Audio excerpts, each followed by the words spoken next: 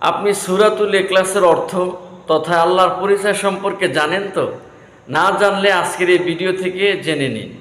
কুল হুয়াল্লাহু আহাদ, বলুন তিনিই আল্লাহ, তিনি এক অদ্বিতীয়, তিনি একক।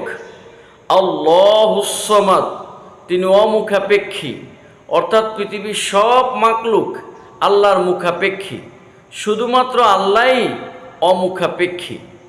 লাম ইয়ালিদ ওয়ালাম ইউলাদ, তিনি কাউকে জন্ম দেননি, কারো থেকে জন্মগ্রহণও করেননি, অর্থাৎ কেউ তাকে জন্ম দেননি এবং তিনিও কাউকে জন্ম দেননি। আল্লাহ শুধু আল্লাহই। ওয়ালাম ইয়াকুল্লাহু কুফুয়ান আহাদ, তার সমকক্ষ, তার সমতুল্য আর কেউ নেই। সুবহানাল্লাহ। সূরাতুল ইখলাসের অর্থ জানতে পেরে এবং আল্লাহর পরিচয়ে জানতে পেরে আপনার কাছে কেমন লেগেছে মন্তব্য করে জানাবেন।